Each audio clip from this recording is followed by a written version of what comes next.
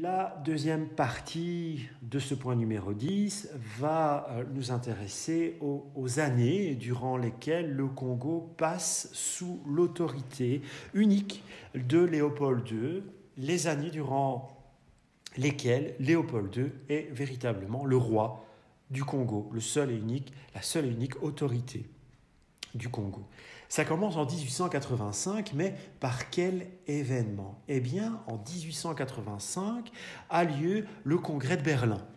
Pour résumer, durant ce congrès, eh bien, vous avez plusieurs puissances européennes qui vont se rassembler, se réunir à Berlin pour décider du sort du continent africain. Et donc, ces puissances européennes vont tout simplement, l'image est tragique, mais se partager les territoires du continent africain. Et c'est lors de ce congrès que Léopold II va pouvoir acheter, purement et simplement, les terres du Congo. Cette vaste étendue de terres en Centrafrique qui, en plus, reste méconnue pour les Européens. Des comptoirs ont été établis sur les côtes, mais le centre du pays, ça reste encore largement un mystère dans les années 1885. Donc, que va faire Léopold II lorsqu'il va acquérir ce territoire? Eh bien, il va lancer l'exploitation, tout d'abord des recherches, des expéditions, avant de se lancer dans l'exploitation des matières premières de ce pays. Léopold II, en 1885, acquiert donc cette région, acquiert donc le Congo. On le nomme État indépendant du Congo, mais c'est une propriété qui n'a rien d'indépendante, c'est une propriété privée. Le roi Léopold II est la seule et unique autorité du Congo. Le royaume de Belgique, techniquement, officiellement, n'a aucun lien avec ce territoire. Et donc, comme je le disais à l'instant, eh bien, Léopold II, sans jamais mettre un pied dans sa possession propre, africaine, il va envoyer plusieurs corps de métier, des cartographes, des géologues, des ingénieurs, des agronomes, etc., qui vont être chargés justement de baliser le territoire, de dessiner les frontières, de relever les matières premières et de voir de quelle manière, tout simplement, crûment, Léopold II va pouvoir s'enrichir personnellement grâce aux matières premières que va lui offrir le Congo. Et nous voilà avec l'analyse d'une nouvelle affiche qui reprend finalement toute une série de thématiques. J'espère que vous commencez à maîtriser parce que ce n'est pas la première fois que nous les voyons. Sur cette affiche datée de 1905, nous voyons une représentation féminisante. Alors, c'est apparemment pas la Belgique qui est représentée ici. Cette femme ailée, installée sur un trône composé de cornes d'abondance, qui tient un globe terrestre sur lequel figure le continent africain. Et on voit cette personnification féminine. Ce n'est certainement pas la dame Belgique. Pourquoi? Eh bien parce qu'elle porte une étoile dans sa chevelure. Vraisemblablement, c'est une représentation de ce fameux État indépendant du Congo. Et cette personnification, elle regarde attentivement le buste qui se trouve à la gauche de cette représentante. Ce buste, vous le voyez, c'est une nouvelle fois le buste de Léopold II, souverain du Congo. Donc là, la symbolique est on ne peut plus claire. Si nous parcourons le registre inférieur de cette affiche, eh bien, nous voyons à l'avant-plan un enfant congolais à quatre pattes. Alors, que fait-il? Là, nous sommes au niveau de l'interprétation. Elle peut être assez variée. Certains historiens interprètent ce petit enfant, ce petit personnage comme l'incarnation du peuple congolais qui doit se soumettre à l'autorité du roi. D'autres historiens vont plutôt interpréter ce personnage comme étant un enfant représentant la naïveté que les Occidentaux accordaient aux Congolais. Bon, c'est une thématique coloniale avec du recul qui est fortement désagréable, qui sera encouragé par d'autres productions dans les décennies suivantes. Je vous en parlerai dans un instant en analysant un peu le travail d'Hergé et de sa bande dessinée Tintin au Congo dans les années 1930. Mais je reviens à l'analyse de cette affiche. Donc, vous voyez à droite, à l'arrière-plan, bien un Congolais qui est représenté en tant que guerrier, accompagné de sa lance au bord d'un lac du Congo. Et à l'arrière-plan, mais cette fois à gauche, eh bien, nous voyons un train à vapeur s'acheminer sur une voie ferrée. N'oublions pas, comme c'est renseigné dans le cours ainsi que sur cette diapositive, que Léopold II va aussi implanter, enfin les hommes de Léopold II va implanter tout un système de réseau de chemin de fer pour desservir le Congo et notamment pour permettre l'exploitation, l'industrialisation des matières premières de ce Congo.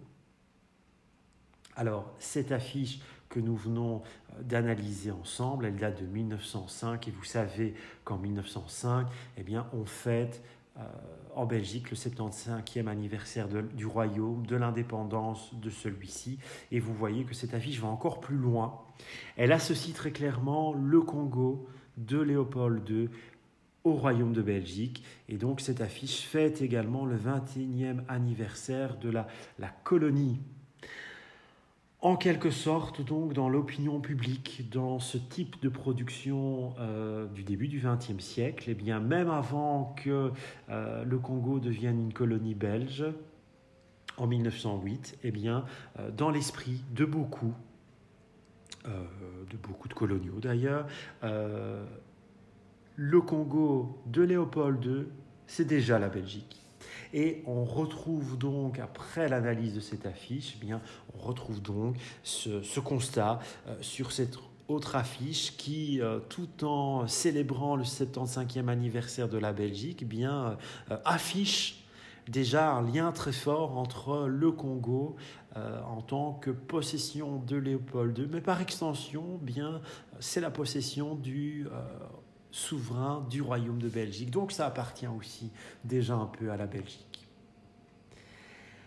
Que se passe-t-il au Congo ? Bien, nous allons essayer de résumer cette très très très vaste question en 3 images. La première image, c'est cette photographie où l'on voit en fait des religieuses qui tentent d'inculquer les valeurs occidentales, un enseignement occidental européen à de petites Congolaises. On voit ainsi se développer déjà avant 1885, plusieurs missions qui tentent à christianiser, à évangéliser les terres africaines, et le Congo n'échappe pas à ces expéditions d'évangélisation. Et ensuite, bien, on exploite, comme je l'ai dit à plusieurs reprises précédemment, les matières premières. Et parmi les matières premières excessivement riches au Congo, vous avez le caoutchouc. Et nous allons assister à une exploitation massive de la main-d'œuvre ouvrière du Congo pour l'extraction du caoutchouc. Alors pourquoi ? Eh bien parce que c'est toujours lié aussi à cette course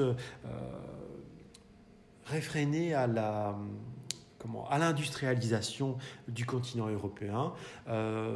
Les avions, les voitures et d'autres technologies ont besoin du caoutchouc, mais notamment pour les pneus, comme vous le voyez ici sur cette affiche.